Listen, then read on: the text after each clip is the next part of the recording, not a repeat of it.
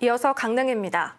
강릉시가 민간 사업자에게 매매한 시유지 부지를 두고 법정 싸움을 이어가고 있습니다. 애초 계획대로 사업이 진행되고 있지 않아 땅을 다시 사들이겠다는 건데 법원은 1심과 2심 모두 민간 사업자의 손을 들어줬습니다. 노지영 기자가 보도합니다. 2011년 민간 사업자는 이른바 구정골프장 조성을 조건으로 강릉시 시유지 15만 제곱미터를 매입했습니다. 하지만 주민 반대가 이어지면서 골프장 조성은 무산됐습니다. 관광 휴양용 복합단지로 사업 용도가 변경됐지만 이마저도 진전을 보지 못했습니다. 감사원은 골프장 건설이 이뤄지지 않고 있는 만큼 당초 계약 조건대로 해당 시유지를 다시 사들이라고 강릉시에 권고했습니다. 사업자 측이 반발하면서 결국 소송으로 이어졌는데 1심에 이어 최근 열린 항소심에서도 강릉시가 패소했습니다. 법원은 사업자 측이 일정 부분 사업을 시도하고 추진한 부분이 인정된다고 설명했습니다.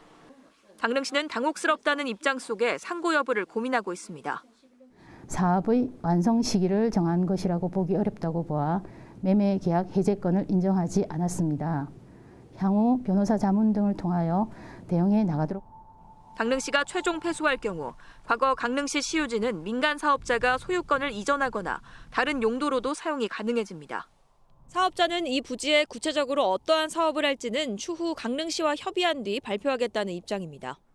골프장 찬반 논란 속에 주민 갈등까지 빚게 하며 추진된 사업이 자칫 민간 사업자가 원한 시유지만 넘겨준 채 마무리될 상황에 놓였습니다.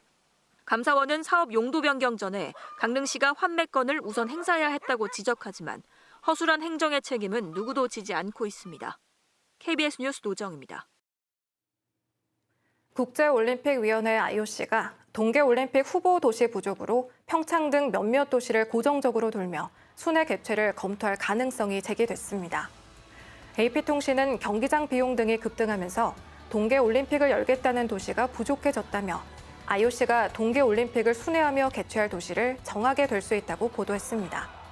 특히 아시아의 평창과 북미 밴쿠버, 유럽 스위스 등이 포함될 수 있다고 구체적 도시나 국가까지 거론됐습니다.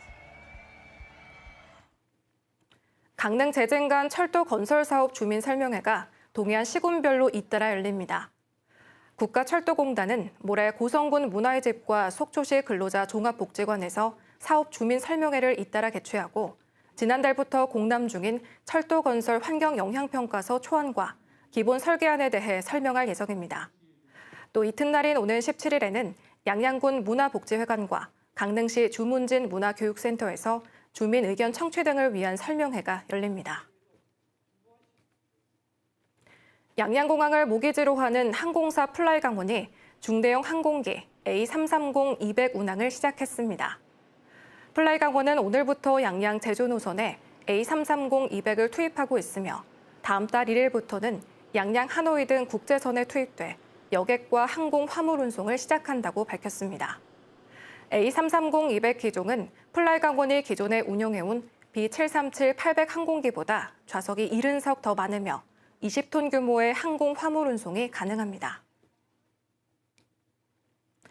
2023 강릉 세계 합창대회 성공 개최를 위한 행사가 잇따라 열립니다.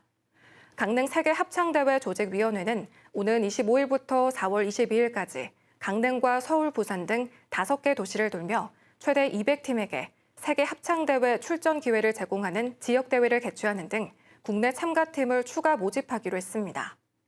또 다음 달 강릉 종합운동장에서 세계 합창대회 성공 개최 기원 강릉시민 건강 달리기 대회를 열어 대회 홍보에 나서기로 했습니다. 지금까지 강릉이었습니다.